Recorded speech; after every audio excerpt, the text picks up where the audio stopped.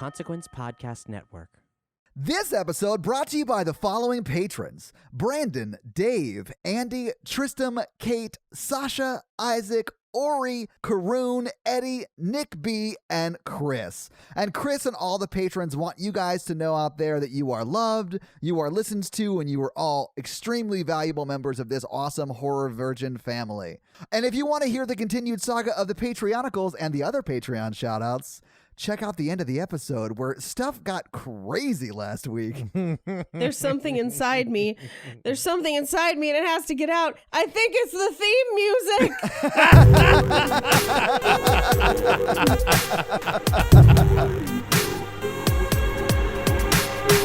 Mikey, you have no control over your dog. Like, it just sits there and pokes you the whole time we record. And like, we'll turn it off and I'll like go do something else and she'll just leave me alone. She like knows I'm doing stuff and that's what it is.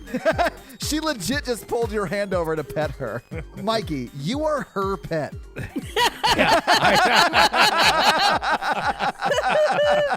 Thank you for tuning into the Horror Virgin. I'm Paige. I'm Mikey. And I'm your Horror Virgin Todd, which means I don't like scary movies, but you guys make me watch them. And this week, you guys made me watch Nightmare on Elm Street 2. Yeah. So, this is the first time I had seen this movie. Mikey, I don't think you had seen it before either, right? I have seen it before in college because my roommate... Honestly, I feel like college is the right time for a young man to watch this movie for reasons. But Mikey, tell me all about you and your college roommate and your relationship. It was a bunch of roommates. He bought the box set, the Nightmare on Elm Street box set. Oh, okay. So I know I watched it, but I don't remember anything about it. I might as well never have seen this movie before. Oh, okay. So it was sort of like you were watching it again for the first time. Oh, definitely. Okay, awesome. So, Paige, but you've seen this before, right? Yes. I watched this with my very, very, very good friend who loves horror movies and is also gay. And so we watched this together for reasons. Well, I bet I know why after having seen this movie. Because this movie is essentially about a woman who doesn't know her friend is gay, and he's trying to tell her the whole movie. Yeah. I think they're more than friends, aren't they? No. Mikey, if you do not realize that this movie is about one man's journey to recognize and reconcile within himself his own homosexuality, it's going to be a problem. And it's going to be a long, awkward recording, too. Yeah, I know Freddy's arc, but what about Jesse? Oh, Mikey.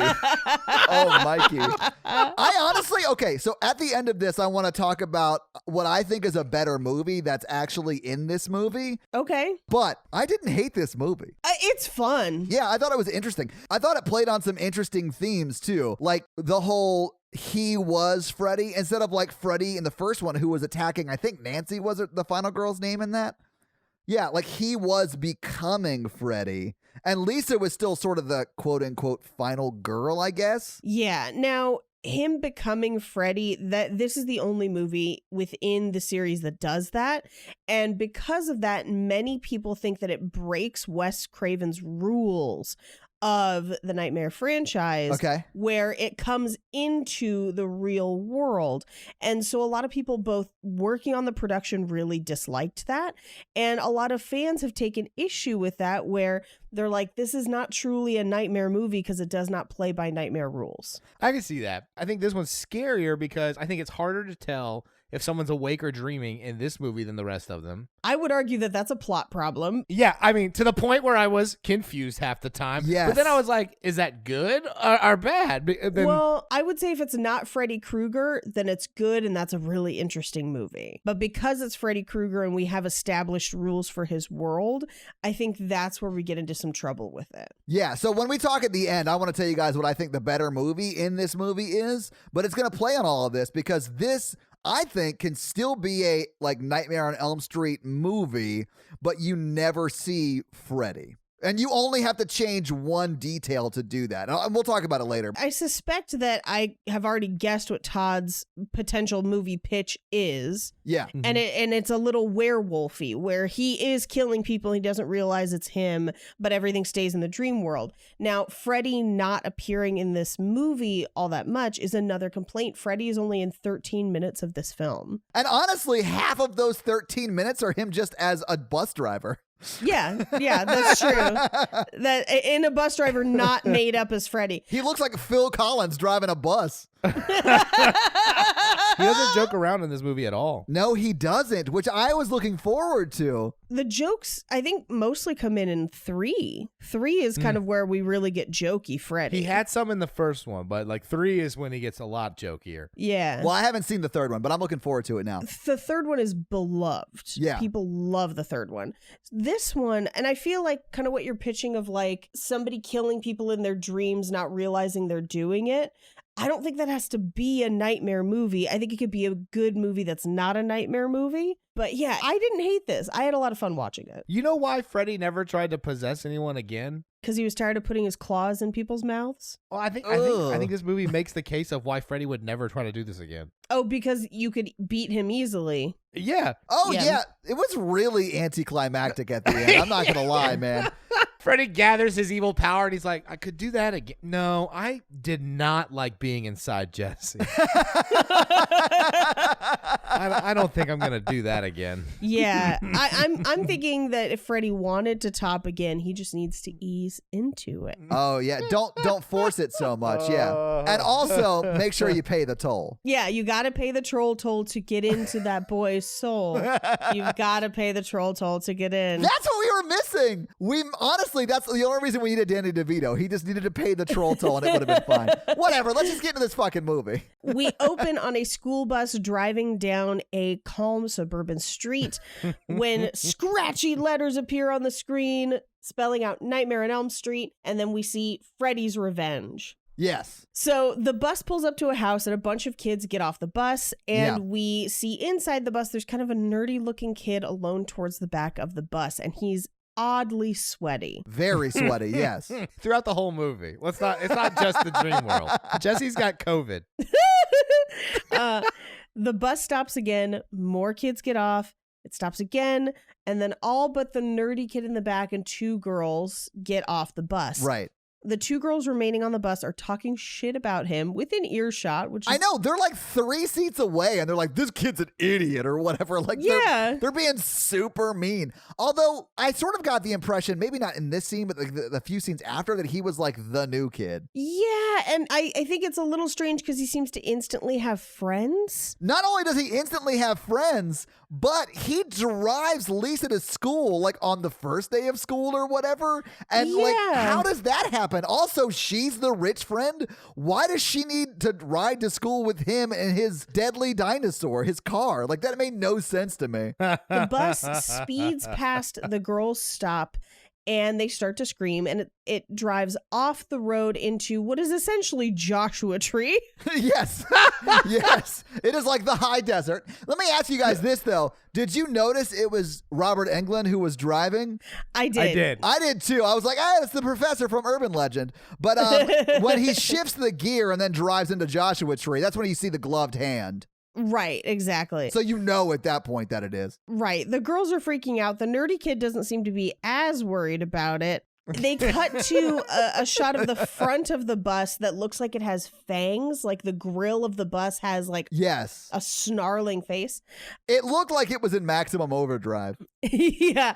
Fun fact, it's right around the same time. It's only a few years before that. Yeah, and it also is cocaine fueled. Oh, yeah. So they try to get out of the bus, but the windows are stuck. They can see the ground collapsing around the bus all around them. The bus is now on the edge of a cliff. We pull back and we see that the bus sits on 2 giant like stacks of rocks in the middle of a smoking pit. Now, when you say giant, what you really mean is miniature set. That is very clearly a miniature. They took a page out of the Evil Dead book and were like, what if we use Hot Wheels here? I think Hot Wheels could work. Yeah. We then cut to the front of the bus where we reveal that Freddy is the bus driver. He laughs and he moves towards the girls and the nerdy guy in the back. The bus pitches back and forth on the small pile of rocks. And as it is about to fall, we cut to a shot of tomato slices and what sounds like a woman screaming. But it's Jessie upstairs, right? Yeah, the little sister's like, why can't Jesse wake up like anyone else? Which means that Jesse's been screaming himself awake his entire life, which is wild. Yeah, no, I know, Paige. And the parents seem like, whatever, it's a regular thing. Which means it happened before he came to this house. Yeah, well, and also, speaking of his parents, did you recognize his father? No, I did not. It's Clu Gulager from Return of the Living Dead. What? Wait, who was he in Return of the Living Dead? So he was Bert in Return of the Living Dead. Okay, awesome. Oh. We cut up to the bedroom where... He is super sweaty, like sitting up in bed, shirtless. He had a night terror. I have woken up in a fit of like scare like that before, and I've been like super sweaty. And, I stood up, I started walking across my unpacked room, and I had to adjust my nuts. Yes! Did you watch his bulge through the entire film? Because it happens multiple times, and it is highlighted in his, like, acid-washed jeans. Paige, how could I not? I did not catch that bulge. Mikey, it's okay to admit you saw his package. I didn't look at his nuts that much. Mikey suffers, Paige, from what we call package blindness. Like, if UPS drops off something at his door, he'll never see it. That's true. They have to text me the picture, and then I'll go out and get it. Is that why he couldn't see the dick neck when we did 50 Shades? Anyways, he's not just sweaty. He looks like he just sat through the splash zone at a whale show at SeaWorld. Yeah. He is Wait, drenched. That is what I look like when I work out, okay? So let's hold these insults down. Working out makes sense, but to the point where I'm worried that his parents aren't like, we need to take you to a doctor for this perspiration problem. Son, you're like constantly wet. So yes, he adjusts his bulge in the tidy whities. Then we cut back to the kitchen where his family's having breakfast, and he comes down fully clothed.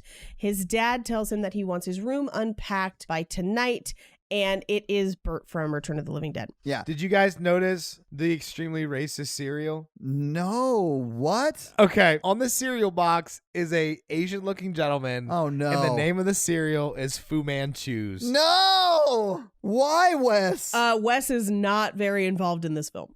Oh, okay. Why, person who directed The this sister movie? goes, I'm going to find the prize. And I was like, oh my God. Well, and then here's what's so crazy. She's digging for the prize. And while she's doing it, we're getting some kind of exposition about how it's so hot upstairs. Yeah, the air conditioner's out. Yeah. So she's digging for the prize, and she pulls out effectively red fingernails that look like Freddy's glove. But also, if you've ever watched old kung fu movies. Yes. Yes. Yeah. Oh, It was no. just double racist. I didn't pick up on any of that stuff. I was sitting on my couch and I started the movie and I was like, okay, this is going to be that kind of movie. Yeah, Mikey, an 80s movie. I was like, I hate rewatching these movies as an adult and noticing all the terrible things I didn't notice Yeah. when I was a child.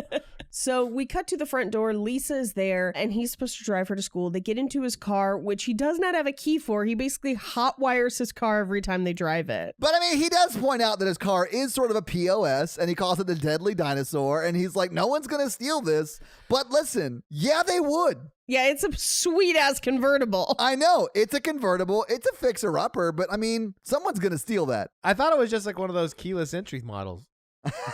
It's a push-button start keyless entry. In 85. So we cut to school where it looks like I couldn't tell if they were in PE or practice. No, they're in PE. PE, that's definitely where you do archery. Thank you. I was like, the boys are playing baseball. The girls are literally shooting arrows right next to the baseball field. They're on the same field. Yeah. They're just in the outfield shooting arrows. That's not going to hurt anybody. The girls have to train for the Hunger Games because there's a lot less of them than the boys are that school. That's true. There's only like 3 girls and like 12 boys at this school. Yeah, they've got to fend those dudes off. Well, to be fair, Freddy murdered a lot of children in this town. There's not a lot of kids at school. But no one seems to remember it. That's what like Grady talks about it, but Lisa, who we think has lived there a while, she has no recollection of it. Her parents don't remember it. And this is where I kind of started to wonder, is he the new kid because he seems to know people, or did his family just move to a nicer house in the city? Ah. Yeah, I don't know. They never answer that. And they do say that Nancy's diary is from 5 years ago, but Right. Nightmare on Elm Street 1 came out the year before this did. Right, but it is set in 1981, the year that Wes Yes. Craven wrote. Okay, so it is 5 years later, but still, you Right. would remember, hey, 8 kids that went to our school got murdered 5 years ago. You'd Yeah. remember that. That would like, Not just that, 8 kids got murdered in the first movie, but he still murdered 30 people before he became the Demon Freddy. oh, that's true. Yeah, you're right. So there is a low level of children in this class because this is probably right around that age. That's true. That's true. They're just like, all those kids went to a farm upstate. Actually, they went to this empty boiler factory of some sort. When you think about it, Freddy is a lot like Mikey in that he could fuck a bunch of kids up. Oh, God. He could really fight some kids. Oh, yeah. I mean, but those kids aren't evil, though. So, I mean, I draw a line somewhere. Well, Okay. I'd imagine you draw the line like right getting into high school age. Anything younger than Oh, that, you'll no, fight. no, Anything no. older than that, you won't fight. Oh, yeah. Well, I'm like, oh, they could use a baseball bat. We can't fight that age. Dude, they have a bow and arrow and they're training in PE to shoot it. Mikey, do not fight those children. Here's a follow-up question. Do you think that they're doing archery in PE to train knowing that Freddy exists in this town as a threat? Oh, I love this. Okay, so no, I love this idea because like what we aren't watching is when this 6 weeks is over and they're done learning archery, they learned like hand-to-hand knife glove combat skills. Yes. Like machete throwing. Yeah, instead of learning like kickball and line dancing, they learn Right. archery and how to disarm someone like you're in Mossad.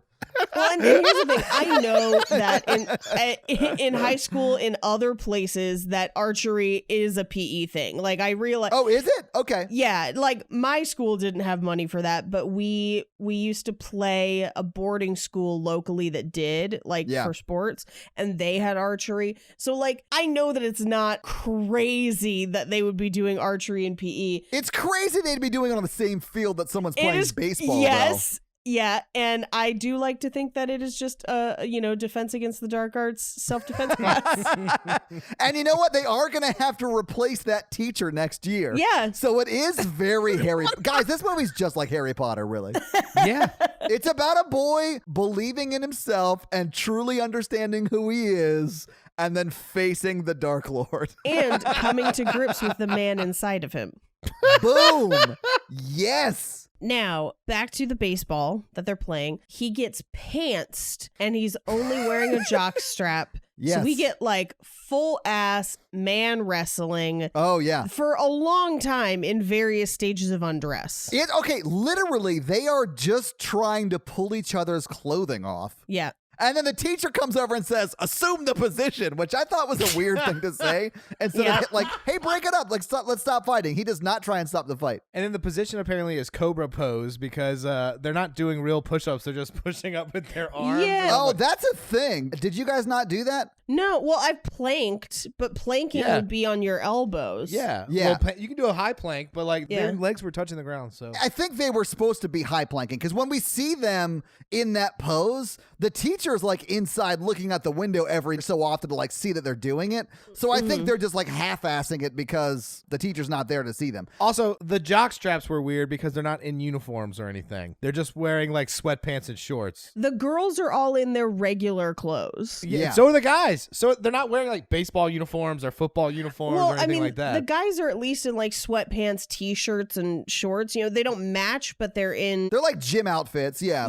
like activity clothes. Usually you don't wear a jockstrap unless it's like you're like suiting up to like play sports. Well, they are playing baseball. You don't want to take well, it's probably softball. You don't want to take a softball to the package, Mikey. I know you can't see it if it happens, but you don't want to have it happen. Well, and I mean, I just thought it was strange that like they're actually dressed up to play stuff. The girls are literally in their regular clothes. No changes at all. Yeah. So we cut to the school office where the coach is smoking and watching them. Yeah. Can you imagine a world in which teachers were allowed to smoke inside the school? That's wild. It is wild. We cut back to them planking, and Jesse says, how long do we have to do this? And Grady, the other guy, says, this could be all night. This guy gets his rocks off at S&M Places downtown, which at the time that he says this, in my mind, I was like, that could be real. It could just be a way to say that he likes causing people pain and that it's not real. And then Grady continues and says, yeah, he likes pretty boys like you. Then he asks, what about the girl that you drive to school? Are you mounting her nightly or what? Which I thought was a very weird question to ask, especially if Jesse's new at school and doesn't really know Grady that well. See, this conversation is what made me think they just moved to a different house in the same town. Yeah, that could be too. And that he did know Grady. But yeah, if this is their first time like talking and broing out, very strange. I thought Grady was trying to find out if he was into girls or not. I think so too. I think there's a lot of evidence to that in the movie. There's a couple scenes later, Grady reacts to something in a way that is just not really fitting the situation, but does really suggest a narrative of jealousy surrounding Jesse's relationship with the girls. Yeah. I think it strongly suggests it. Yeah. We'll get there. So they hit the shower, then we cut to the boys' locker room. At this point, Grady's still trying to talk to him the whole time. Remember, they got into a fight earlier today, and Grady is like, just keeps at it. He keeps trying to kind of like make friends with him.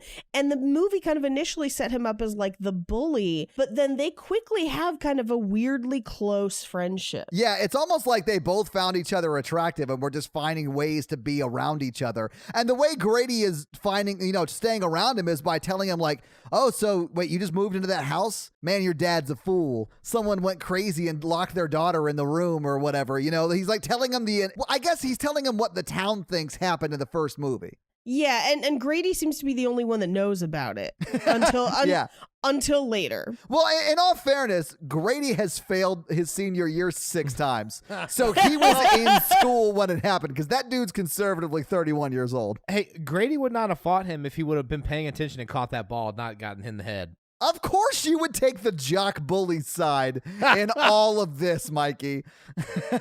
I'm going to say that Grady has a vested interest in balls hitting people in the face.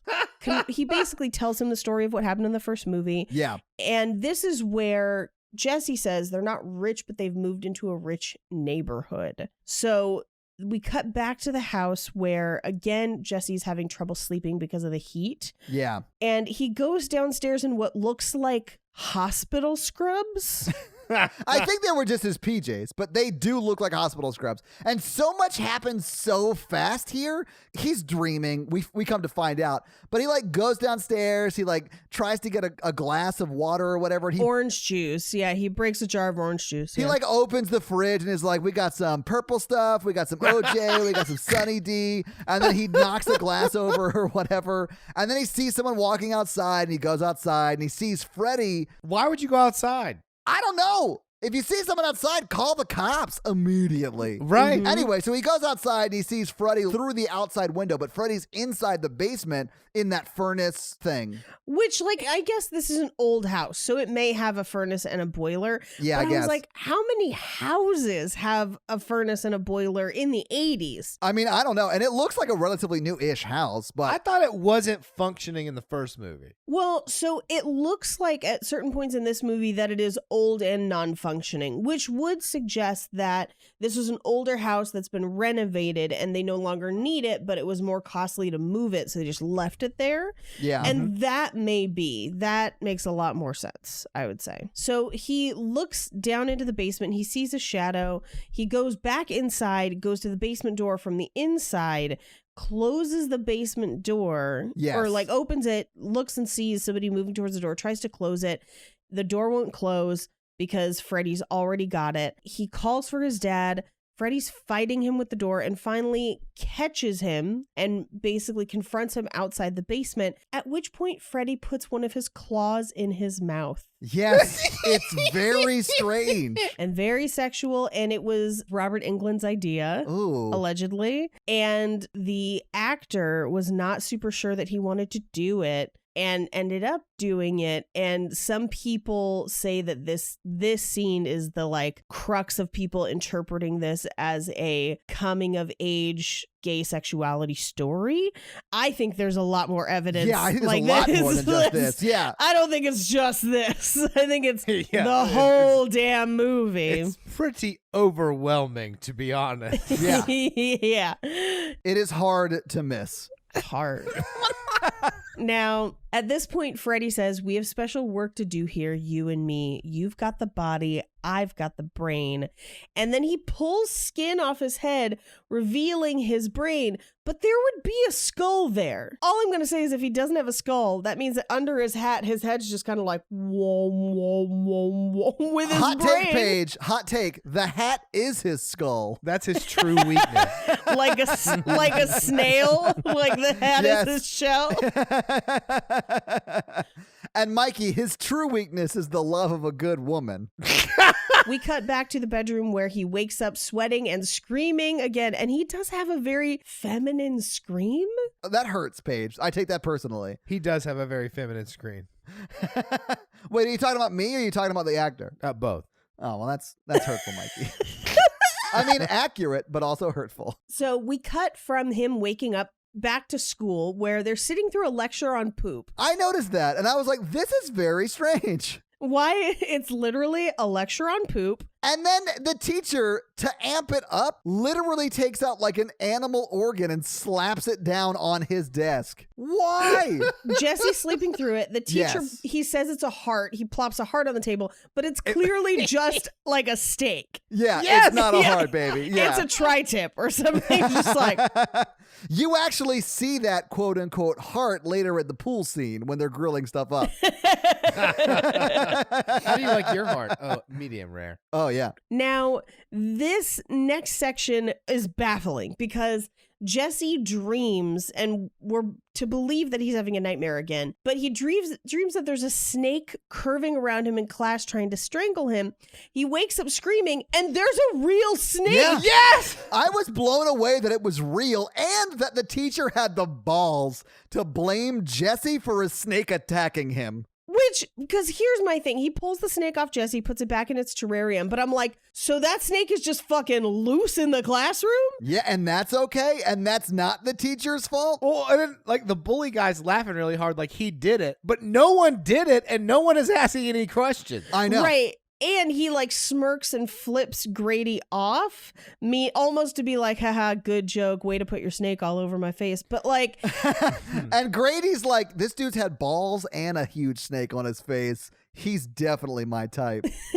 and I had questions where I was like, did they put the snake on him, but we never see it? And how could they do that without the teacher noticing? And like, it's just very strange. Yes. So this is the part I was talking about earlier where, like, from the jump, I have no idea what is dream, what is reality. And Yeah. I'm like, and it blurs them both all the time. Yeah. I thought the whole SNN club was a dream for like 10 minutes. Wait till we get there. Yeah. But like the snake thing starts it. Yeah. And like it's confusing, but also, I mean, it's like it's unsettling. So in some ways I like it, but in some ways I don't. Yeah. And I would argue that it makes for a lot of confusion and doesn't add a lot to the plot. I mean, this is 80s Fight Club, really. Yeah, it is. Well, and I mean, that's basically what this movie is just Fight Club with less gay undertones and more knife gloves. And honestly, people don't confuse the villain of this movie. That's true. Like, people think Tyler Durden's the hero of the movie. It's because they don't realize insane. that Chuck Palahniuk is gay and it's, a referendum on toxic masculinity, but whatever. And like this movie, yes, they're like knife glove, clearly the villain. Yeah, right? So he calls Lisa. She gets out of the pool to answer, and he tries to go out to meet with Lisa. So he's back home after school. Yeah, and he's like trying to go outside. He like goes downstairs, like he's about to go hang out with Lisa, and his dad's like, no, You got to unpack that room. You told me you'd do it yesterday and you have not done it. Get back up there. He's like, I only want to leave for like a few hours. He's like, no, go upstairs. And he does. He goes back upstairs and starts to, what I will say, have the most interesting clean up your room / unpack montage. Here's the thing. First of all, most of those boxes are empty. Well, clearly, he literally gets up to his room, pops in a tape that I thought was wildly different music than I think someone in 1985 would be listening to, especially a boy in 1985, because it sounds like an 80s equivalent of the band Cherub, if you've ever heard them. I have not. Oh, they're great. It is an interesting music choice for sure. Yes, well, but not if you realize that he's... Yeah, exactly. Now, here's the other thing. There's some debate about this scene where the actor claims that he only did the things that were literally written in the script. And then there are other people on set that are like, yeah, we just told him to dance however he wanted and this is how it came out. I don't know, man. He closes a dresser drawer with his butt, and I feel like the director would have had to ask him to do that. Yeah, because they have shots of it. Like that's the thing. They have a close-up of it. Yeah. So he closes the dresser with his butt. Like, I just refuse to believe that they were like, hey, why don't you just go ahead and dance? And then the actor on set made the choice to like boogie up to the dresser and close it with his butt. And the director was like, that's genius. Let me get a close up of that. Like, I refuse to believe that that's how it shook out. I'm 100% sure the director wanted it on day one. I don't know. I mean, it's like a ripoff of Risky Business, but like in a really just not a, it's definitely not as cool. So yeah, the actor claims that it was written as a ripoff to Risky Business, and that's what it's supposed to be. I've never heard someone say a less cool Risky Business. Which is not super cool. Yeah, I don't Right. think you need to quantify that. I mean, it's like instead of like the dark Ray-Bans, it's like sparkly blue glasses. It is, yeah. This is like that video. I don't know if you guys remember this video from forever ago on YouTube, but it's like two girls about to redo the scene from Risky Business, and one girl slides out, like achieving the Risky Business shot, and then another girl slides out and falls and hits her head. That is what happens in this movie trying to copy Risky Business. They try, they slip and hit their head. Well, and he grabs, because he even does, and this does happen in Risky Business too, he grabs a pop gun and it basically is like thrusting with it as if it's a fake dick. But the difference in this movie is, because in Risky Business I think it's the remote control or something. Yeah, it's the remote. And yeah, in this it's a pop gun, and he like ratchets the pop gun and it pops almost like an ejaculation. And that's when the mom and the friend Lisa walk in. Lisa comes in. And if you notice, there's a sign on the door that says no girls allowed, and they break rule 1. It says no chicks. Oh, Yeah. excuse me. Sorry. And he just says, I was just cleaning my room. And so Lisa's like, I'll help. So Lisa comes in to help, but she's asking him where things go. And she just goes, where does this go? And it's a can of jock itch spray. She throws it to him and he catches it. Yeah. Label out. Well, I don't know if you know this. Half of the budget of this movie was for that jock itch spray. Like they paid a lot for that product placement. There's actually other product placement in this movie that I took some notes on that is wild. Those Fu Manchu cereals were everywhere in the 80s. And we're about to see another one because she asks where the sweaters go, and he's like, I don't know. So she hangs him up in the closet. And then if you see as she goes up and where she finds Nancy's diary, there's also the board game Probe, which I don't know what that is, but I'm assuming it's a Twister type game. Well, I also love that she's like, do sweaters go in the closet? And I was like, yeah, they do. Paige. That's where sweaters go. Paige, his answer was, no, nothing stays in the closet. I mean, that would have made this a better movie. So they find Nancy's diary in the closet. Yes. It's 5 years old, and they start reading from it. And the first entry they read is Nancy basically peeping Tom Glenn from the original movie. Yeah, this felt very reminiscent of the story Mikey told in our 50 Shades of Grey episode on Romancing the Pod, where he just took the book away from him and starts reading it aloud in front of everybody.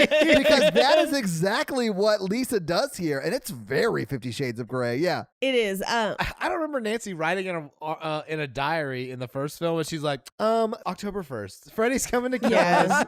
October 2nd, Freddy's killed 3 people. Things are going real bad. Write again later. Well, to be honest, there's some debate about the origins of this movie and how Nancy fits into it and how the director and the screenwriter interacted when making this movie. Huh. I don't remember Nancy with a diary. I don't think she had one. I think it's a plot device, but I think it's also plausible that a high school girl in the 80s would keep a diary and it just would not be mentioned. Like, it doesn't bother me at all. I'm fine with it. yeah.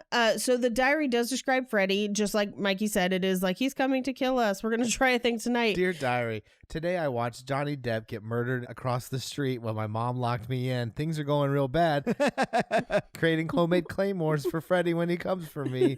Talk tomorrow, maybe. Maybe, question mark. As they're reading the diary, it's very clear that Jesse is recognizing some of the information in the diary as things from his dreams. And he kind of recalls what Grady told him about the girl that used to live there.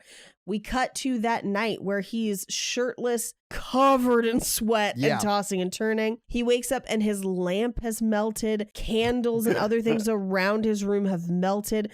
There's a record melting on his vanity.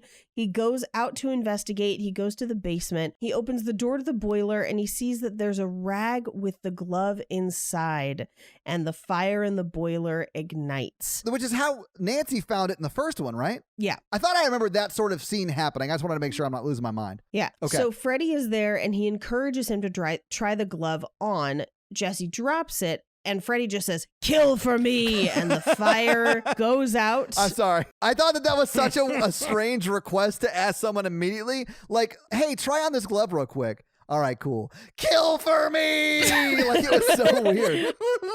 This is why Freddy never comes back to this because he's not a good salesman. So he starts off, he's like, hey, just put the glove on. We know it's going to be great. You're going to have fun. Then he drops the glove. He just goes, just kill for me, okay? God.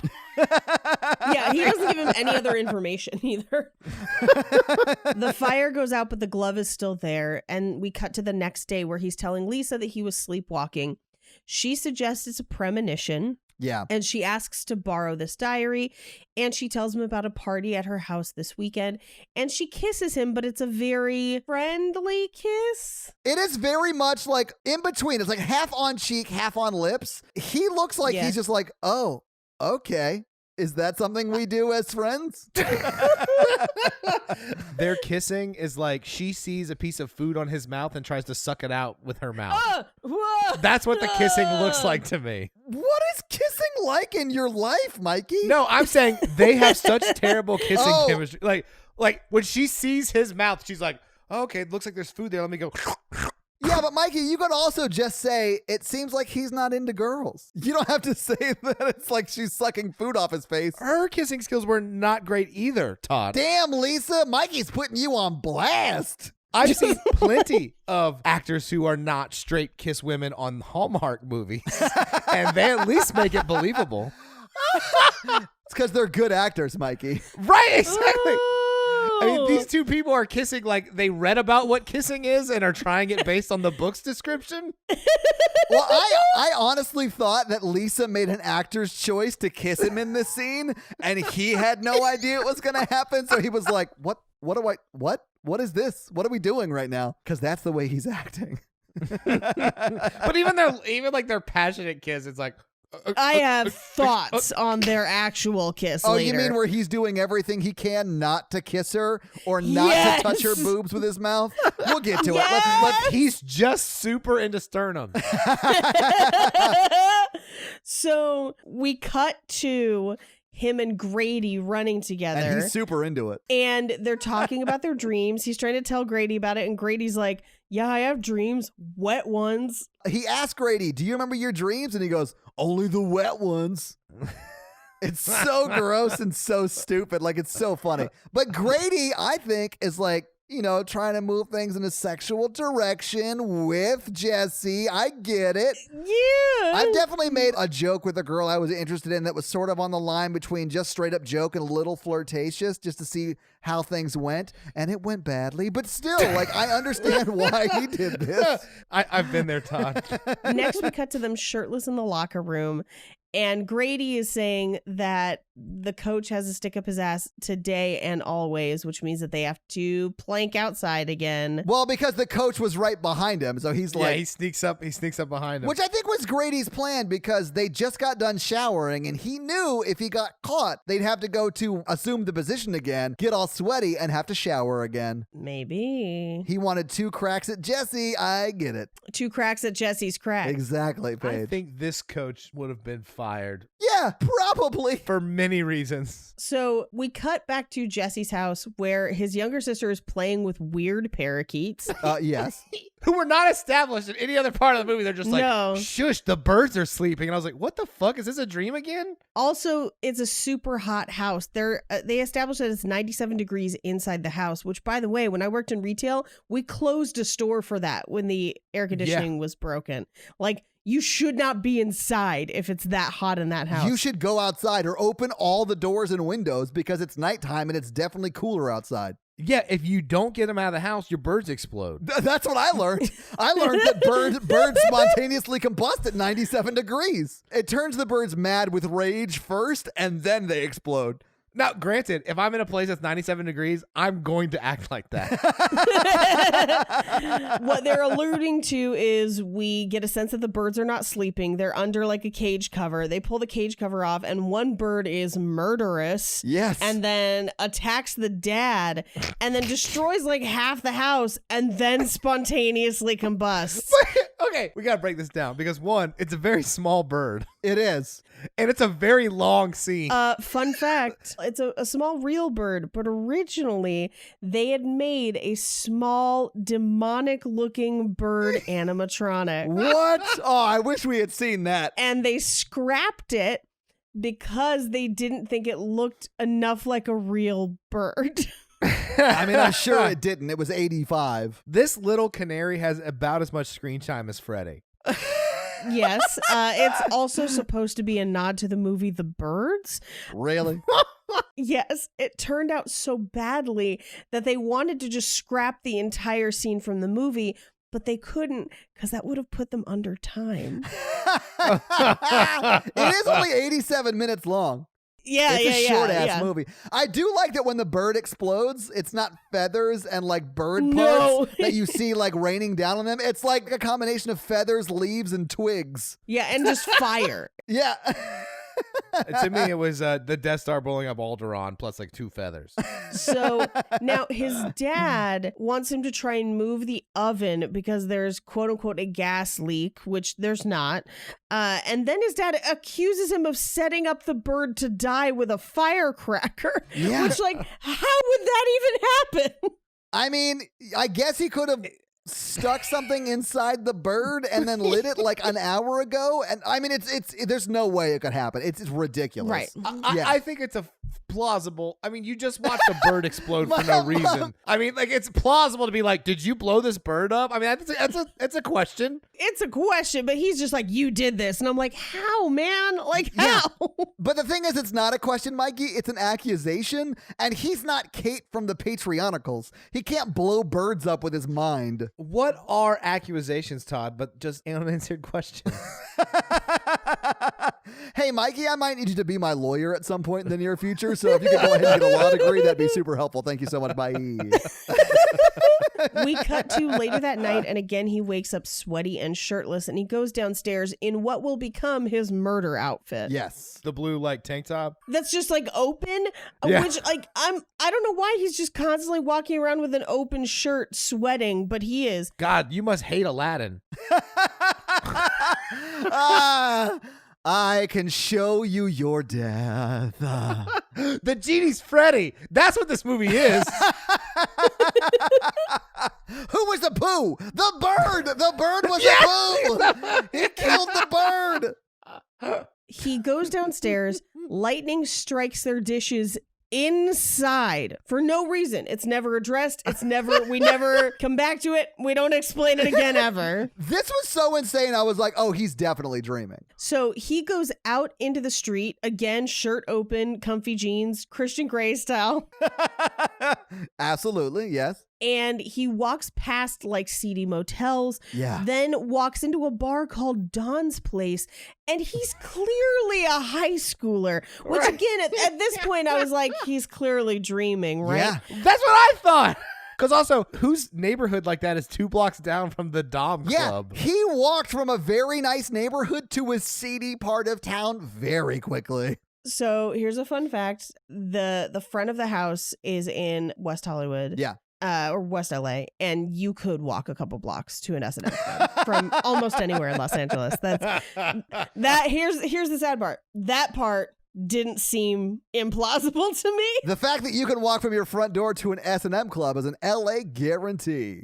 Yeah, you're like, I mean, how far do you want to walk? Like, it's 4 miles to the Eagle, but if you're motivated. But how far does it take to walk to the M&M Club? Oh, Mikey, that's a delicious club. You don't want to know where they put them, though, Mikey, In your mouth? Yeah, not in your hand. because that's where they melt, Mikey. I just like candy, and I don't know if this joke's about the same thing as that. So he shows up to Don's Place and just like sidles up to the bar. No one thinks it's weird that he's drenched in sweat and shirtless. Well, it was raining. He's drenched in rain. He's also in an S&M club. I'd imagine they do like theme nights. He might just be like a day late or whatever. Yeah, maybe. I mean, but he's also a straight up teenager. Yeah. And he's just like, can I get a beer? And people are like, yeah. And no one questions it. No one IDs him, nothing. Here's what really bothered me. They hand him a bottle of beer and a highball glass? And he pours beer into a glass. I've never drank alcohol in my life. And I know you don't drink beer out of a glass like that. Yeah, it's you would drink it out of like a pint glass Yeah, or something. or just out of the bottle. I'll take a shot of beer. Yeah, it's a highball. It's like what you drink scotch out of. Yeah, it's like a scotch glass. Now, from behind him, a hand claps him on the shoulder, and his coach is there. No, he claps him on his arm because he's trying to drink it. He like literally stops him from drinking it, and then his coach does what I think is his first definitely fireable offense, where he takes a student to school to what I would assume is do something very nefarious with him. And he's also, I mean, no offense, he's like dressed in all leather, like Mr. Slave. Yeah. Well, so here's the thing. The coach was at the S&M club, and at this point in the movie, I was like, is this a dream based on what Yes. Grady said about him earlier, where he's just filling in the blanks? That's what I thought too. And at first it does seem that way. So we cut to the school where he's making him run laps around the gym and then orders him to hit the shower. And there's smoke, and then like fire, and there's like, it's all dream. It's like, okay, this whole thing's definitely a dream. Well, then the coach gets out jump ropes, which this is where I realized it wasn't a dream, because Jesse's in the shower. We've established that he's there, but we're seeing what the coach is doing. And Jesse wouldn't be seeing that in his dream because he's not there. Right. So like, this is where I was like, oh, wait, is this real? I mean, but we know what those jump ropes were for. Absolutely. Yeah. That's the second fireable offense. The third is that there's tons of Adidas product placement in this scene.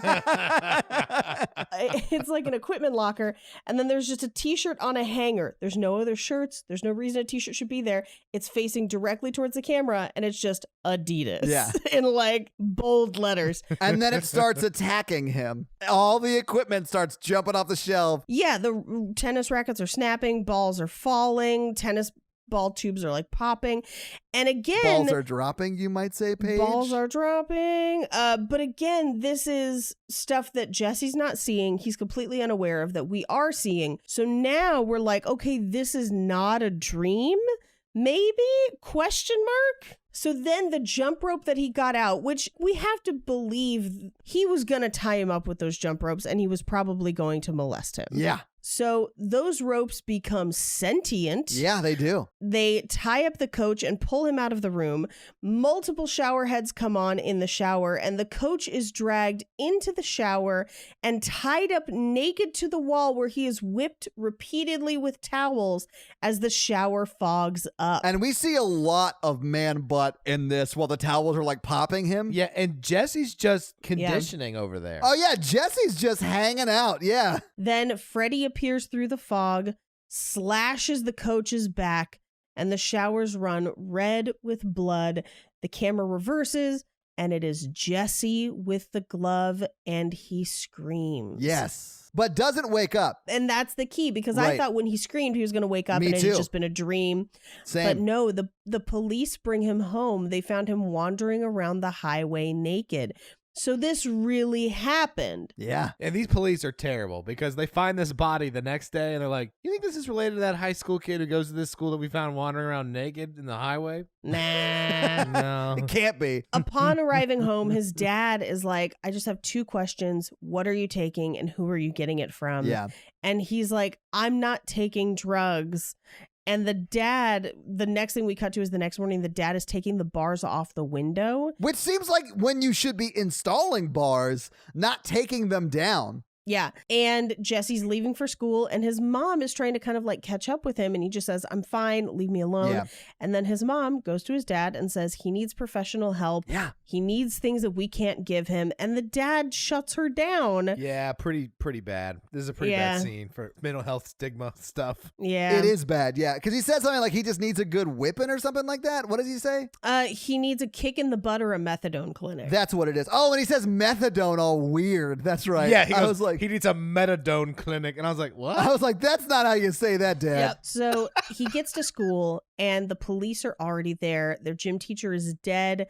It was all real. Yeah. So we cut back to him that night. He's hot and sweaty, sleeping again. He gets out and again we get a huge bold shot in his tidy whities. He hears something moving in his dresser drawer. It's the glove moving on its own. I mean, it's got like a whole hand in it, too. Yeah. We hear Freddy's voice saying, "Kill for me." He puts on the same clothes as the night before, which I don't know how he got them because we found him naked. Right. But it's the same outfit. I think the cops returned them. They were like, we also found these on the street. Man, is this your vest? Here's the, they would have been in the shower. That's when he got naked. Oh, that's true. So like they're crime scene evidence. So I don't. So they returned the proof that he's the murderer to the house. The mom laundered them and put them back in his closet. Or people just didn't really think through this movie all that much. What page? No. Or he's a psychopath that just has the same outfit 50 times. Nothing wrong with that. So he goes into what is supposed to be his sister's room, but a few things about this room. She's jumping rope in the middle of the room.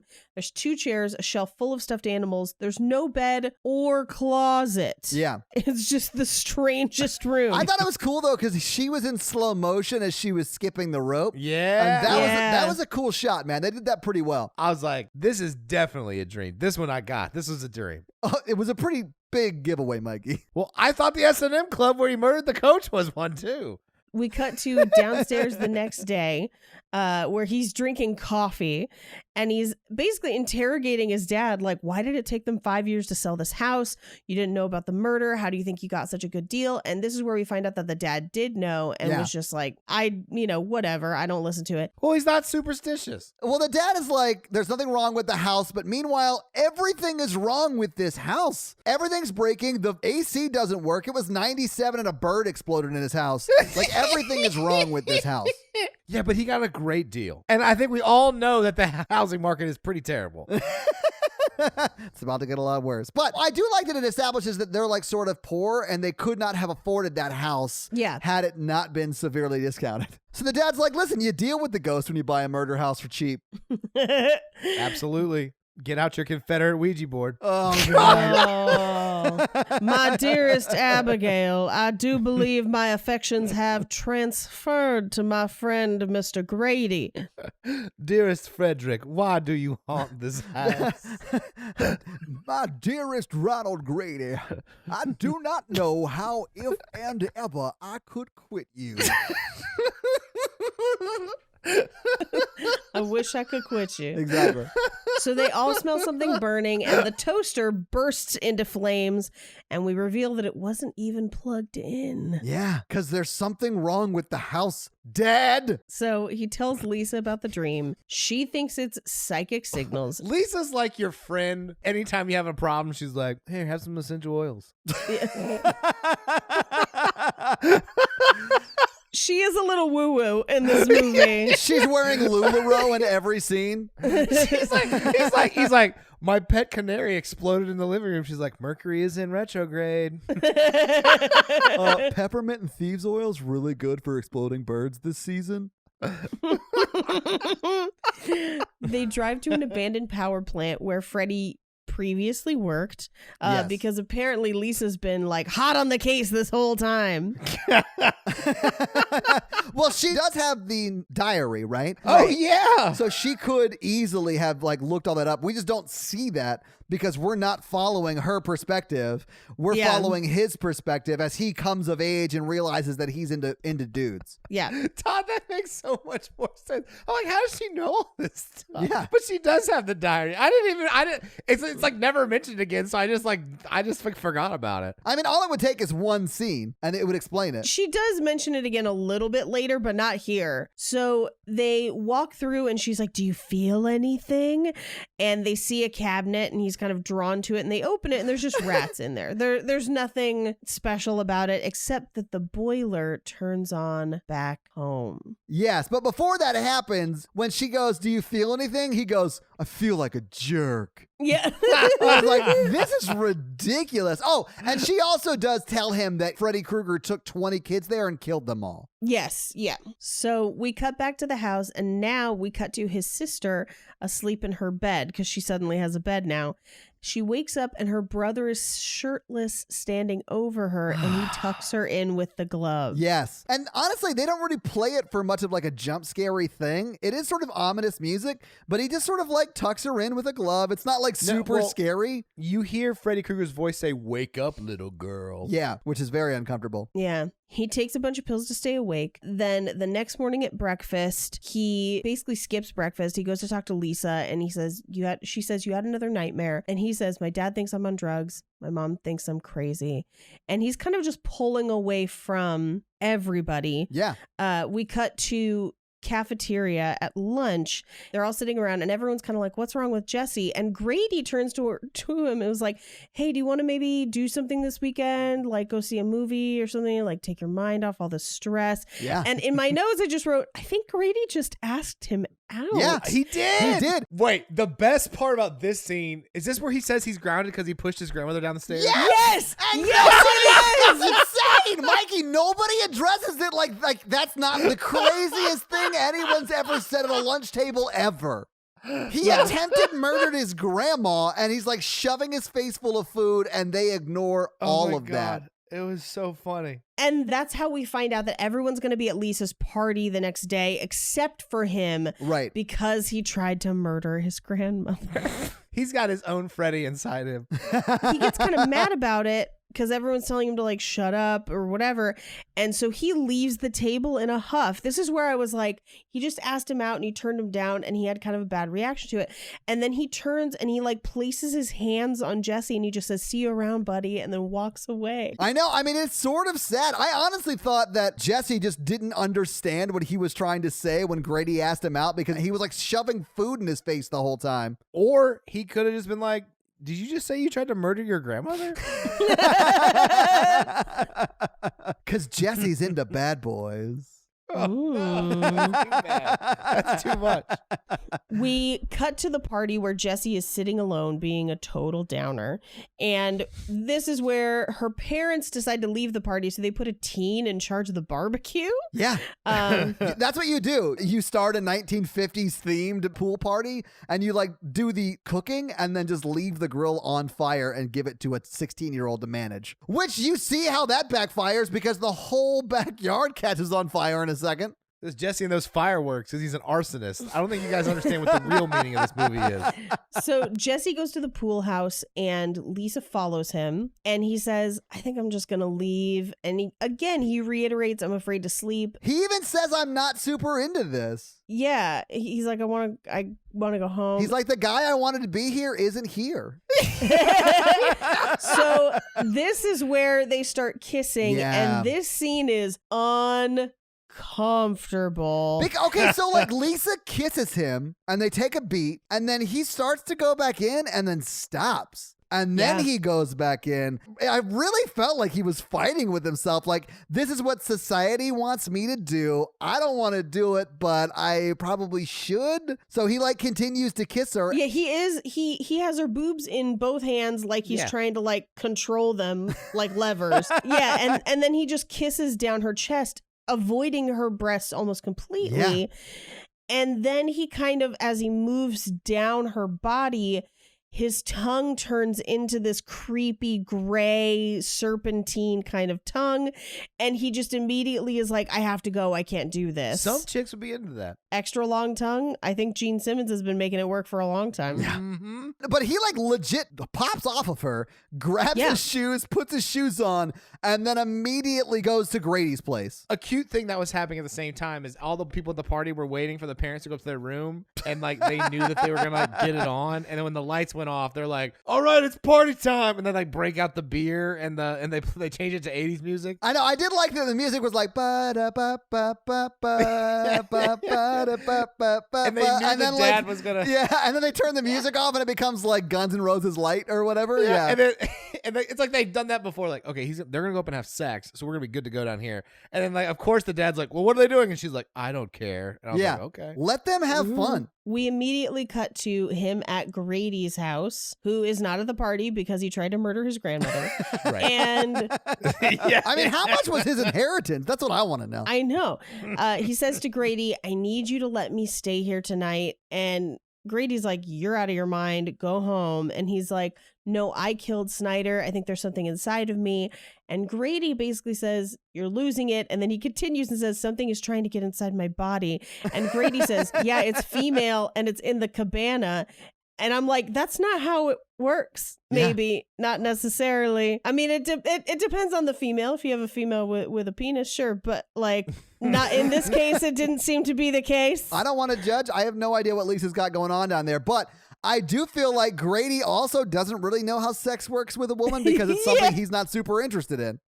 Well, and because he follows it up with, Jesse says, something's trying to get inside my body. Grady says, it's female, it's in the cabana, and you want to sleep with me. Yeah. And he's like, yeah, sort of. Well, he doesn't, though. He wants Grady to watch over him while he sleeps. Well, everybody wants to feel safe. I know, right? He wants Grady to hold him and make the nightmares go away. I've been there. I get it.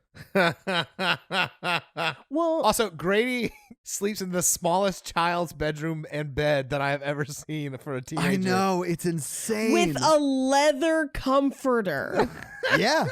It seems very uncomfortable and also very hot. And we know he is prone to hot sweats. Like, this guy is going to wake up sweaty in a murderous rage like a bird. Yes, exactly like that murderous bird. Like a murder bird. Murder bird. So he watches over him. And this is the position that Glenn kind of fulfills for Nancy in the first movie. It is, yeah. Where that whole like watch me. So I think this movie really does kind of establish them as like, yeah, Lisa, whatever. But like, no, it is truly Grady. So we cut back to the party. Lisa's going to leave the party to go find Jesse. We cut back to Grady with his crazy leather bedspread, and he's about to fall asleep when Jesse wakes up and calls for him. He says it's starting to happen again, and his hand grows into the glove. Freddy's arm bursts out of his arm. It's crazy. It's really good effects, I think. This is the scariest part of the movie, I think. Well, Grady tries to get out and can't. He calls for his parents, and they come, and they're angry because I think they're just like, what are you doing with Grandma? And She's still in the hospital. Jesse screams, and we see Freddy's eyeball in the back of his throat, which is a pretty cool effect. It was insane. His chest grows a face, and the glove slits it open, and Freddy comes out basically wearing Jesse like a skin suit. There literally was a man inside him. Yeah. So this is where Grady's parents are yelling for him, and this is where we learn that his name is actually Ron. Yeah. Well, someone refers to him as Ronnie earlier in the cafeteria scene, but I did like where the dad was like, Ronnie, it's your father. Open the door. Like, of course it's you, Dad. I was calling for you, and you're the only other male in the house. Right. Well, when he tried to kill his grandmother, they called the police. So Freddy strangle stabs him through the door, but he lands kind of sexy. Oh, yeah, he does. Like, he falls down against that door, and I'm like, hello. Hello. I get what Jesse sees in you. Yeah. But the parents see like the finger knives through the door. Like, he gets him. Yeah, and in the real world. Yeah. And we reverse the cut, and it's Jesse who's done all the stabbing, and he is upset about it. Yeah. This is the most upset he's been. Yeah. About killing somebody in this movie. He's like yelling at the mirror, like, you killed him. And he's like, no, You killed him. You killed him. And then he takes the glove off and throws it at the mirror, and the mirror breaks. He climbs out the window. They don't catch him. Yeah, and he runs back to Lisa at the pool party. He's like, I need to kill more of my friends. Well, he even confesses to Lisa. He's like, I just killed Grady and I killed Snyder, and he's covered in blood. There would be no reason for Lisa to feel comfortable with what is happening right now. Lisa really likes bad boys. Oh, yeah. Lisa is super into dudes that aren't into her sexually. Yeah. She likes unavailable people. Yeah. Mikey, can you relate? Not in this way. Not murder, just unavailable people. Unavailable. Yes. But not because of their orientation. Right. Just because of their choices. So he shows up at the party covered in blood. He admits that he killed everybody. And then he just keeps screaming, he's inside me. Fred Krueger. He wants to take me again. Yeah. What do I have to do to make you understand me? And she's like, let's get out the candles and the tarot cards. Ooh, it's the lover card just out of nowhere for no reason with no context. He looks at his hands and says, I've got blood on my hands. And he literally does. And he says, he owns me. He owns this ass. Yeah, exactly, Paige. Exactly. Well, Freddy's the metaphor for his sexuality, right? I think so, yeah. Yes. So the metaphor is that he had sex with the coach and then Grady. I don't know that it's that explicit, but in a metaphorical way, yeah. I don't know that there's a real world version of that. Like, I don't think in the real world he had sex with the coach and Grady, but I think that's kind of what this movie posits as far as how his sexual experience is going. Well, I wish his first one wasn't the coach. That just makes me sad for him. Again, like I said, I don't think it actually happens. I think he kills the coach. Like, I think it's implied. So we cut back to the pool and it is boiling. The hot dogs are catching on fire, even though they're not on the grill. All the beers explode. Paige, would you say that this party is lit? I would. Lisa picks up the diary and reads the last page. He's evil itself. I brought him into the world. Our screams are all he needed. And this is where we realize that Freddy has locked the gate. Lisa says you can fight him. Jesse says he's coming back. The window's closed. She's trying to get him to fight it, saying that he's living off your fear. Yes. It's just like Monsters, Inc., guys. That's what I learned. Pixar ripped off like their power source from Freddy. In the first movie, this is true. It is, yeah. And this movie seeks to undermine everything the first movie did, because basically the house is exploding, the fish is dying, the TV is breaking, the pool is boiling, and Freddy explodes out of Jesse's body, saying he can't fight me, I'm him. All the doors are locked. Right. He catches Lisa in the kitchen and bites her leg. She kicks him in the face. I love that just for the rest of the movie, she has like a scarf or chiff like tied around her ankle. Yes. It's adorable. People are boiling alive in the pool. No one can get in to help her. She sees a knife on the table and grabs it. She screams for Jesse to help. Freddy says, I'm Jesse now. Kill me, Lisa. And she tries to stab the knife, but it won't go in. She pretty weakly like stabs him, right? Yeah. And then you hear Jesse go, I love you, Lisa. Like a friend? Like a friend? I don't know. Then Freddy throws Lisa against the wall. Yeah. And then he like Mikey's through those French doors. Yeah, he like runs and jumps through them and then disappears, which is what Mikey would do after he's done with a girl. He would run through her doors and then ghost her. Yeah, except usually she's the one saying, I love you. Freddy jumps out of the ground in the middle of the party and kills a bunch of people. I was super surprised because I thought the scene was done. Me too. Because like the boiling stops, the fire stop, and then it was like, no, Freddy like pops back up. He's like, no, I'm here to kill everybody. I was like, oh, great. Hooray! Her parents finally run downstairs.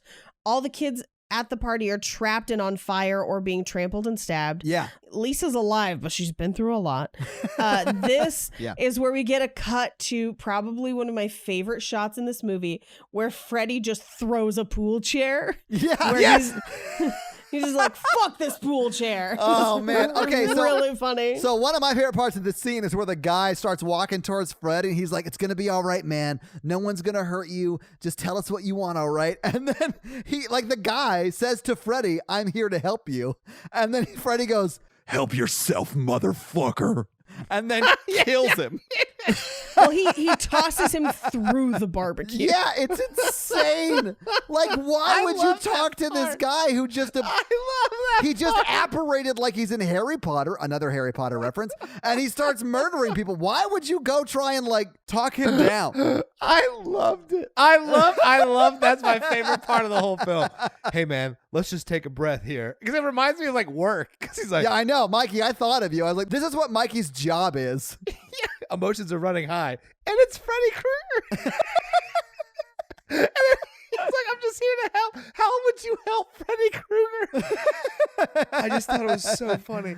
Freddy declares, "You're all my children now." Yeah. The dad comes out with a gun. Lisa tries to stop him from shooting Freddy because she thinks Jesse's still inside there. And Freddy walks basically away from the party and just explodes into flames. He walks through the fence, but he becomes fire as he walks into it. Yeah. Right. Yeah. Now, Lisa decides that she knows where to go, so she's going to drive to the abandoned boiler room power plant factory place.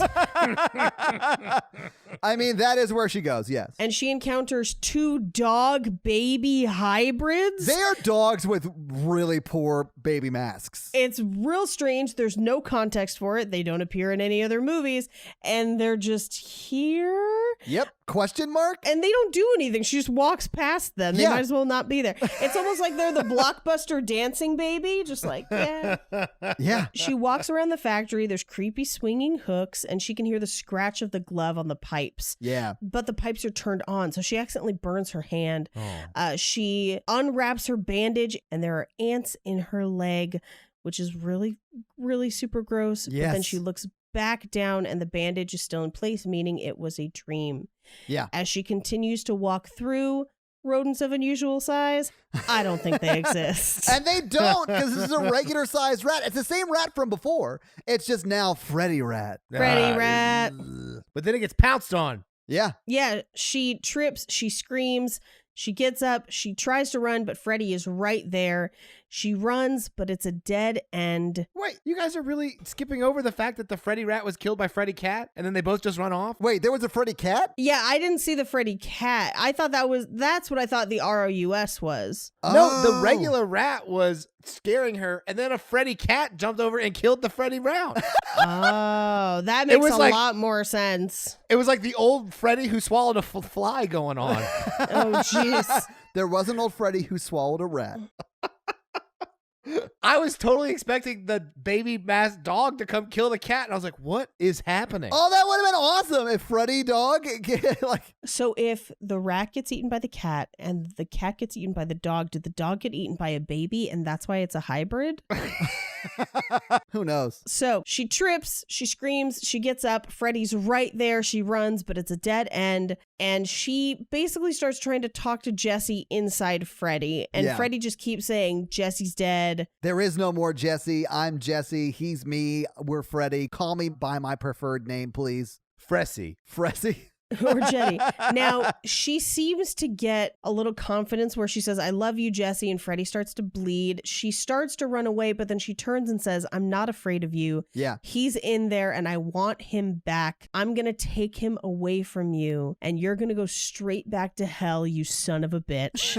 Okay, I'm picking up the metaphor more now. Yeah. This is the part of the movie that I think is a little problematic. Yeah, a little bit. The first time I watched this, I just thought it was Freddy's fear of commitment. So she keeps trying to get him to come back. Freddy is losing his grip. Freddy keeps saying he'll die with me. And Lisa gets closer and closer. She takes the hat and then she makes out with Freddy. Yeah, that seems like something Robert Englund was like, yeah, well, what if we like kissed? What if we can we kiss? Would that be And cool? yet, the kiss had more chemistry than her and Jesse's kisses. It did indeed. Agreed. Agreed. There's a storm. The factory catches on fire. This looks like it was filmed on the backdraft ride at Universal. Yeah. Because it's all just like pipes where there's like fire along the pipes. And you're like, how did it? And they do close-ups so you can see where they put the accelerant there. Yeah. And you're just like, what? What is happening? Does Freddy say something about killing himself, or Jesse does, or somebody? No, but he's clearly weak and losing his grip. He screams, he catches on fire, and his face starts to melt off. His whole body catches on fire, then the fire goes out. And then she kind of keeps her distance until he gets up, and it's clearly Jesseeee breaking out of like a burned Freddy shell. Yeah, he's like pulling the Freddy shell off of him. Yeah. This is where I think he has come to grips with his sexual orientation, because she runs over to him when she sees it's Jesseeee, and they don't kiss, baby. He's like side hugging her. Yeah. Like he puts his head in between her head and shoulder, so there's no chance of a kiss. So we then cut to him going back to school, and his hands are badly burned. Yeah. But he gets on the bus, he sits next to Lisa, and I'm like, he killed their classmate and their school teacher. Yeah. No one has questions. And a bunch of people at that pool party. Right? Yeah. I'm like, even if he didn't kill them, a lot of people died this week. Yeah. Maybe you shouldn't be on the bus. And honestly, maybe they should cancel school for a bit. Like, some people are going to have to process some feelings. Well, and the friend that's sitting behind them was like, great party. I can't tell if she's kidding or not. I don't know. Well, this whole sequence, I think, is a dream. Yeah, so it's a bumpy bus ride. The bus Yeah. is going too fast. Jesseeee is freaking out about it because Jesseeee has PTSD. Baby! Ladies! They assure Jesseeee that it's okay. And then the girl who leans over to be like, nice party, Freddy's glove just comes through her chest. Oh, and that jump cut is pretty bad. Like, you can very clearly see the jump cut. Yes, and the bus drives off into Joshua Tree again. Yeah. And that's the movie. Roll credits. So, having seen the movie, having talked about the movie, what do you guys think about the movie? I had a lot of fun with this. I think this is one of those horror movies that is not very effective at being scary, but is pretty bonkers and therefore pretty fun to watch. I'm actually really excited to eventually do 3 because everyone loves 3. Yeah, that's Dream Warriors, right? Yeah. Mikey, what did you think about it? Oh, I super enjoyed it. I thought it was great. I love the metaphor. I thought it kind of reminded me of Shocker. Yeah. Do you do that kind of like in tone of like, it's kind of darker than the original, I think, Yeah, it's pretty dark, man. Yeah. but also not scary and also kind of silly and also kind of bonkers. And it kind of just hit all those things for me. The metaphor is interesting, I think. Yeah, I liked it a lot. I thought it was great. I don't think it's that scary at all. I do think had they changed it to where Jesseeee was one of the kids that Freddy took, and then he got away. He was like one of the ones that got away. But because of the stuff that he had to go through and because he hadn't like worked his way through it, he becomes the serial killer like Freddy. And then it's not ever dreams. It is very much that he is sort of dealing with his sexuality, but also the trauma that he experienced as a child. And then over the course of his only friendship with Lisa, he decides to sort of get help. But I really do think it's a better movie if there's no dream, there's really no Freddy, and it's really just him processing through the trauma and coming to grips with his sexuality. I thought that would be cool. I feel like you could make that movie and have it be an awesome movie and have it not be Freddy Krueger. Well, I think that's a movie you could make, and at the end you're like, holy shit, the guy who took him was Freddy Krueger? Like, you never know until the end when you get like the final flashback that it was like Freddy Nightmare Krueger. Expanded universe, basically. Where it's like, it's not truly like a sequel. It's more like a split. You don't realize it's a part of the Unbreakable universe until like the very last scene. Like, that would be a cool way to do this movie. But you wouldn't call it Nightmare on Elm Street 2. But I think that would be a really interesting movie. Yeah. If I had to remake this movie, I think that's where I would go with it. Yeah, I think that could be really cool. Well, do you want to get into fun facts? Let's do it. Let's get into those fun facts. This movie came out less than a full year after the original movie came out. That is so fast. Now, insane. I want to touch on it up front because we just talked about it last week. So the original glove from Nightmare on Elm Street was used in this movie, but also in Evil Dead 2. And it was in Evil Dead 2 because they had put Evil Dead on the television screen in Nightmare on Elm Street 1. Right. And so it's kind of a back and forth between Wes Craven and Sam Raimi. However, Wes Craven didn't direct this movie. So there's not an Evil Dead reference in this one? There's not an Evil Dead reference in this one. However, Wes Craven had the glove and loaned it to the people making Nightmare on Elm Street 3, Dream Warriors, and meant to loan it back to Sam Raimi for whatever he was going to do in his next film, but it was lost on the set of Dream Warriors. How do you lose Freddy's glove? Well, it was eventually found in 2009 by a fan of the franchise at an auction. Oh, you mean that fan stole it like in 1988 and then just tried to sell it? I mean, that fan went to the auction and was like, I think this is the original Freddy glove, bid on it, won it, and then they did confirm that it was the original glove. That is like when you buy a painting for $50 and find like a Van Gogh under it. Yeah, exactly. So let's get through some really quick ones, and then we've got some kind of longer, more in-depth ones. So the 2 push-up scenes, the planking scenes are the same footage. It's just recycled twice in the movie. Well, they're wearing the exact same clothes. Yeah. Yeah. The opening sequence, and we kind of touched on this, is Robert Englund without Freddy Krueger makeup as the bus driver, both times. Yeah, I figured it was either Robert Englund or Phil Collins. I couldn't quite tell. This is the only Nightmare film in which the lead character is male. Yeah, I thought that was really cool. He's sort of like your final guy. Yeah, we don't get enough of that. We're underrepresented in film. Yeah, that's the problem, Mikey. Fun fact, their first choice was Michael J. Fox. Really?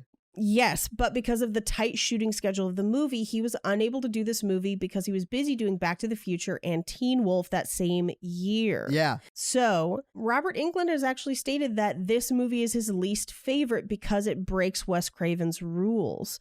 Here's a weird one for Grady. So Robert Rusler, who's the actor who plays Grady, auditioned on the last day of shooting Weird Science because he was in Weird Science. Oh, no shit. And his good friend drove him to the audition.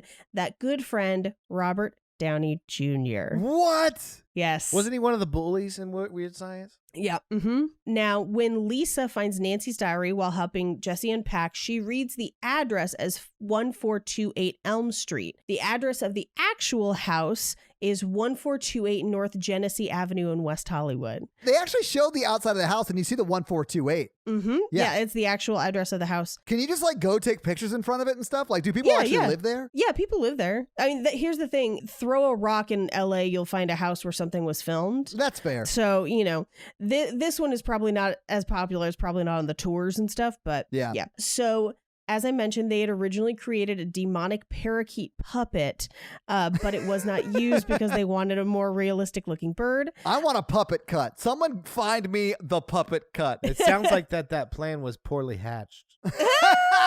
Oh, man. Mikey, I love you.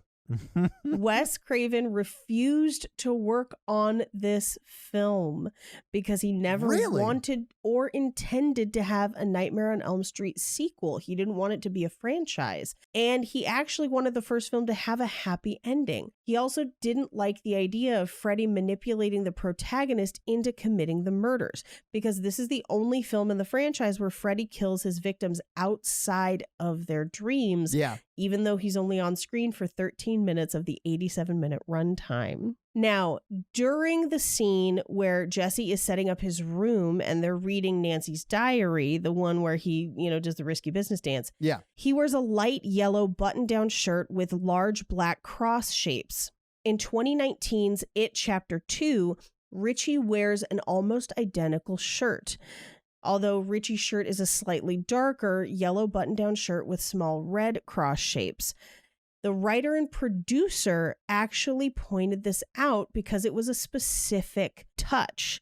It was noted that similarly, both characters' arcs involve the subtle revelation that they are closeted gay men, which in turn is used against them both by Freddy Krueger and by Pennywise, respectively. So and they are both the second film in each franchise. So it was kind of a nod to this movie. That's great. All right, so let's get into the bigger themes of this movie. Now, all right. Screenwriter David Chaskin deliberately wrote his screenplay to contain homoerotic subtext, but he didn't tell anyone. And the man who directed this movie, Jack Shoulder, was completely unaware of this as he started filming the movie. Really? Yes, and he did not like the first Nightmare movie. So he actively sought to kind of switch things up and change it. Oh my so God. he willingly kind of went along with the story. And the makers of the film initially denied this until the screenwriter came out later on, after the film was complete and had screened and had been out for years, and admitted that the subtext was intentionally written into the script in order to give the characters more depth. And the actor who starred in the movie, Mark Patton, who has his own documentary about this movie on, I believe it's on Shudder right now, called Scream Queen, which is great, is openly gay now, but was closeted during filming and was unaware of this during filming. Wow. Okay, cool. Now, the film was extremely well received in Europe because they believed that the subtext was like meant to be there. They're like, of course, he's gay. And the overseas popularity actually saves New Line cinema. This movie saves New Line because New Line almost basically went under if this movie wasn't successful, and the success of it in Europe is the only reason that it survived. That's amazing. It basically was big enough to give them cash flow, and in the following years, they basically made as many sequels as they could because it was a cash cow. Yeah. This basically turns them into a profitable studio. But because they weren't sure if that was going to happen, the head of the studio was on set for this movie constantly and micromanaged it to death, to the point where he and the director hated each other. And he kept trying to like lower the budget and rush the production. So this was released on November 1st of 1985. The original was released November 9th of the previous year. So not even a full year. That is so fast. There's a documentary about all the Nightmare movies called Never Sleep Again. Robert Englund basically says during filming, there were times when almost the whole cast was like, fuck this movie. And the main one was the pool sequence where Freddy appears to teenagers outside their dreams and kills a bunch of them. And he says he really struggled with it because he felt like it was going against Wes's rules. Yeah. Now, there's one more note. A lot of people have questioned why this movie doesn't continue the story of Nancy, because she does survive at the end of the first movie. So rather than continue the story of Nancy, the movie focuses on new people in her house. In the Never Sleep Again documentary, Heather Langenkamp, who played Nancy, was never called for this movie. She wasn't offered a chance to reprise her role. That's insane. No one even contacted her to tell her it was being made until it was basically out already. There had never been any internal discussions at New Line about bringing her back. And it's been posited that the screenwriter and the director's new concept of Freddy, which was possessing someone in the real world versus killing someone in their dreams, seems so different that they didn't think bringing Nancy back would make a lot of sense. And the only reason that that concept makes it into this movie is because the director of this movie disliked the first movie so much. Why would you hire a director that hates the source material? I think maybe to get back at Wes Craven for not doing it. Yeah, but that's such a gamble with your studio. Like, that's insane. That's Tom Petty right there. It is. So Robert Englund almost didn't come back for the sequel. He didn't like the script, and they got kind of mad at him. And so he actually asked for more money to come back as Freddy. And New Line was like, well, fuck it, we'll just get somebody else. So they hired his stunt double from the first movie to play Freddy. But apparently the replacement was so awful and walked around like Frankenstein, they literally fired him and paid the extra money for Englund to come on set, even though he's only in this movie for 13 minutes. That's just like Halloween 2, because Jamie Lee Curtis is all over Halloween 1. She's in Halloween 2 for 8 minutes. I mean, it's not 8 minutes, but it's so short because she's like asleep through the majority of it, right? Yeah. And those are our fun facts. Well, thank you so much for your fun facts. Do you guys want to do some box office? Yes, please. Nice. All right. So what do you guys think the production budget was for Freddy's Revenge? I think with the amount of, because this is all practical effects, there's no CG in this, I'm going to give this at least 20 mil. Oh, okay. Mikey, what do you think? 10. The production budget of this movie was $3 million. Good. What? God. Yeah. Okay. For $3 million, this movie looks amazing. I agree. I think they did a good job. And that's at $85. That's $3 million in 1985. So if you adjust for inflation, like... It's like $10 million. Yeah, so it is like $10 million today if you adjust for inflation. But here's the thing. You couldn't, for $10 million, make a movie that looks this good today. That's amazing. Yeah, it's really They did good. a great job. They did do a good job. Anyway, so it came out on November 1st, 1985, like you said, Paige, during your fun facts. And it was fourth the week it came out. It was beat by Death Wish 3, To Live and Die in L.A., Jagged Edge, and then, of course, Nightmare on Elm Street was number 3. And it beat Back to the Future. Yeah. Although Back to the Future had been out 18 weeks. Right. Yeah, exactly. And it just barely beat it. Back to the Future, that had been out 18 weeks, made $2.4 million in that week. Nightmare on Elm Street, that same weekend, its opening weekend, made $2.8 million. That's actually pretty good. That's almost making back its entire budget in the first weekend. Absolutely. Yeah, you already let us know that it made money because one of your fun facts is that it sort of saved New Line. I only have its domestic box office results, but it made $21.1 million domestically, which if you adjust for inflation is $54 million. Dang. It also, so it did okay here. It did amazing overseas. Yeah. And I don't have those numbers, but I have to imagine it's at least probably double what it made here. So that's our box office numbers. You guys want to do scary scale? Oh. Yeah, let's do it, Mikey. Yeah. All right, so a scary scale is the scale 1 to 10 of how scary we find the film at the time of watching. It's not a quality of the film ranking, but it is how scared we were right today watching it. Right. Our 1 example is Ghostbusters, and our 10 example is Texas Chainsaw Massacre. Give it to me, Todd. I'm going to give it a 1. I didn't think this movie was very scary at all. Paige. 1 for me as well. And a 1 for me as well. So 1's all around. I did think it's a good movie. I think it's worth watching. I definitely do understand why people don't like it because it does break the rules that are established in the first one. But I think one of the reasons I like it is because in my mind, he was one of the kids that got away and he's just like dealing with his PTSD and Freddy's actually never there. But I realize that that's not what is happening in the movie. No, yeah, that's not shown in the movie at all, but that's fine. There is some debate even around the homoerotic themes in the film where you could read this as a boy coming to grips with the fact that he is homosexual and accepting it. Yeah. But there's also a reading of this film that is a boy being afraid, like so afraid of being a homosexual that he's killing people over it. And the only thing that cures him and quote unquote snaps him out of the thing that's inside him Is the love of a good woman. Is a love of a good woman, which is really not great, especially because this comes out in like the peak AIDS epidemic. That reading is super problematic. And that's one of the reasons I don't love the ending of this movie.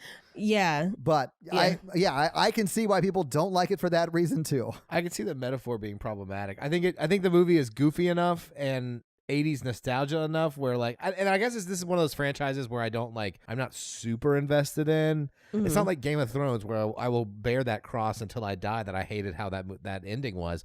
But like with this, I was like, oh, they changed it up. It was neat. Yeah. All right. So this week you guys made me watch Nightmare on Elm Street 2, Freddy's Revenge. What are you guys making me watch next week? Next week we are watching Insidious 2. I'm legit terrified because Insidious really scared me. Insidious 2 is almost worse. I'm so sorry. Insidious 2 is pretty scary. But return of horror daddy Patrick Wilson. Oh, okay. Yeah. He's officially been in 1/5 of the episodes we've done, I think. Well, all right, guys. Watch Insidious 2 for next week. So, Mikey, do you want to read a review for us? Yeah. Well, while you look up in a review, let me tell them how they can have their review read on the podcast, and that is simply to leave us a 5-star review on Apple iTunes, or really just their podcast app now that they've updated all their software, and leave us that 5-star text review and make it something fun so Mikey can have a little fun reading it to us. Mikey, you ready? Oh, we got some good ones this week. We're getting a ton of reviews lately. I'll do this one. Ashley Jello. Oh. With a J. Yeah, Jello's always spelled with J. It could be a silent J. It could be Ashley Hello. Ashley Yellow. Yellow. She or he says, They say my latest obsession. Oh, that's very sweet. I absolutely love this podcast. I don't blame you. Todd and Mikey are great and super funny. I loved Jen, and now I love Paige. Oh, that's They fantastic. made Oh, thank you. They made the transition so smooth, and Paige fits right in. Agreed. Oh, thank you. I've listened to almost all episodes over the last month and can't wait for more. That's like 130 episodes in a month. That's a lot. That's insane. I mean, thank you. Well, we appreciate that, but that's amazing. I'm not judging your life in any way, but like definitely join the Facebook group to get to interact with Todd and Mikey. They're super active in the group and even responded to me a few times. Exclamation point, exclamation point, exclamation point, exclamation point. 5 stars. Yeah, we absolutely do. Like, I try to respond to everything, although it's so big, it's hard to see. Like, there are hundreds of posts a day sometimes. So I'm like, oof, Yeah. I can't see all of these. But Yeah. I mean, we do try and respond quite a bit. I want to do this review because it ends with, I love all 3 of you, but Mikey is my favorite. Well, do it next week when Well, thank you so much, Ashley Jello, for that amazing 5-star review. And thank you so much for joining the family in the Facebook group. We appreciate it. Yeah, thank you. This episode was brought to you by Nick B. Nick B. Nick B, fun fact. Yeah? He has some fall show recommendations. Oh, does he? That's a harder sentence to say than I was expecting. He's been rewatching Buffy, and he really enjoys it. Buffy, the TV show, and it's his fall Halloween recommendation TV show. I like it. Well, nice. I've never seen it. I may have to check it out. This episode also brought to you by Ori. And Ori, like, is such a good friend. They let me, like, I was losing my mind and I was just trying to get away from Natalie for a little while. And they let me come over to their house and sleep on their incredibly small, like, armchair. And I amazingly fell asleep on it. I don't know how I did. I'm not sure if they made it through the night, but we covered that a few minutes ago. So thank you, Ori, for letting me crash on your, whatever that was. It's like an oversized armchair. Yeah, it's like a chair and a half. Yeah. We now return you to another episode of The Patreonicals. Because we're in the Old West. Oh, that's right. I forgot. Holy shit, Mikey, I forgot. That's so funny. Okay, Mikey, let's do it. They're in the Old West, and everybody wanders into this like stereotypical Old West town. Nice. What's it called, Mikey? It's Deadwood. Is Al Swearingen there? Al Swearingen's my favorite character in any media ever. Okay, so it's not actually Deadwood. It's actually Tombstone. Okay. Is Wyatt Earp there? Yeah, he is there.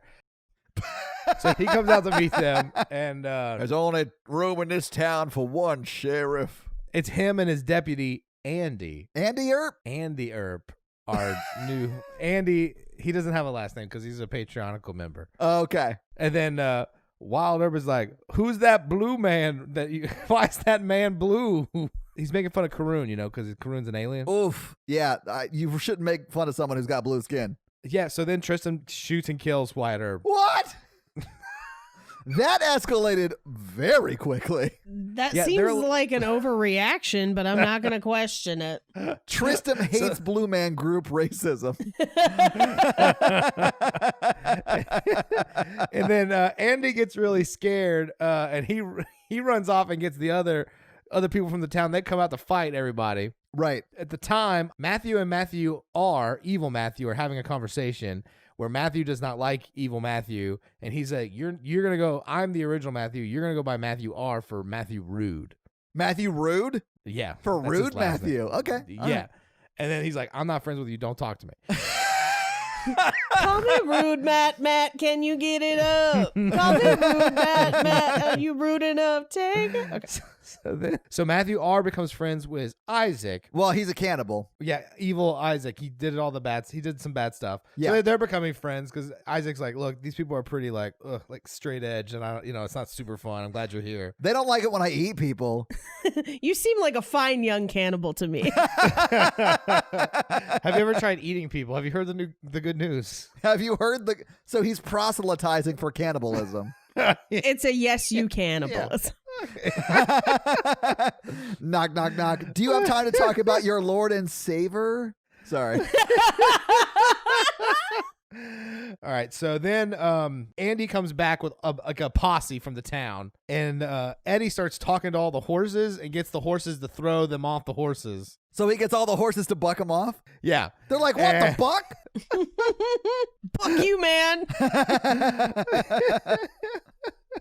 Kate decides before they got her, she decided to fly up in the air because with her telekinesis to see like where they were. And so she's flying around scouting out. And, Tristan's like, can I just kill all these guys too? And then Isaac was like, I'm going to eat one. So they all start attacking, like all the people who of questionable morals start attacking the posse. I like how Isaac just opens up about it. He's like, listen, guys, I'm going to eat one of these dudes.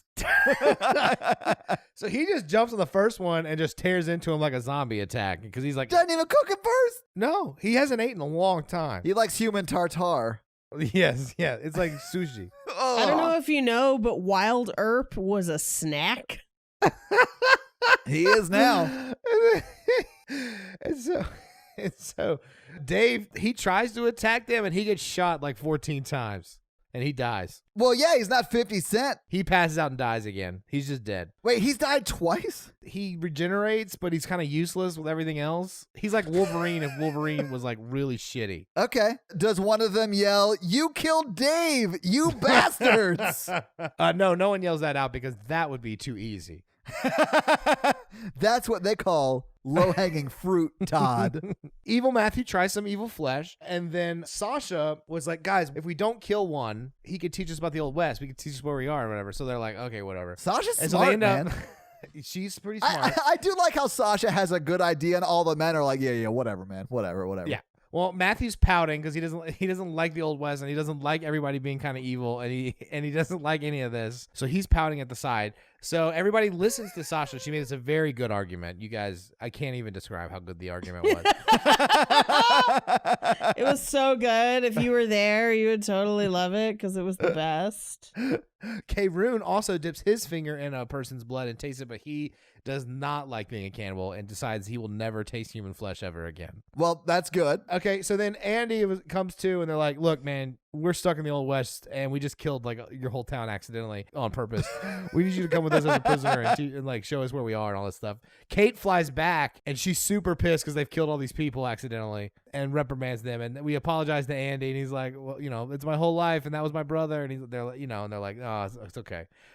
We need to get back to our own time. And he's like, what the hell are you talking about? So then they decide to explain to Andy everything that's going on. So Andy's the one towns member they leave alive. No, just out of the posse. Most of the town is alive. I thought like they legit went to the town and murdered the town. No, it was like 8 dudes. Yeah, just the people who came after them. Yeah. So Eddie talks the horses into taking them wherever. So they just steal those horses and they're going to use those. Okay, so they horse up and they leave? Well, I mean, Kate comes back and she's like, look, we're stuck in the Old West. What should we do? They're like, we need to find a place to hide out, not in this town where we just killed 8 people. So they start heading for like an old gold mine. So they're gonna go in there and talk it out, and that's where we're gonna leave the episode this week. Okay. Is Isaac gonna turn Matthew R into a life of cannibalism? Is Dave just Kenny from South Park? Now that our party is full of outlaws, what will the future hold in store?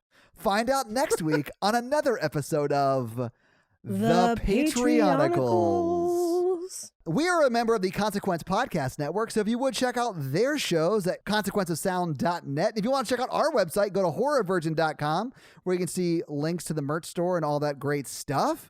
If you want to follow us online, we are at Horror Virgin on all of our social accounts.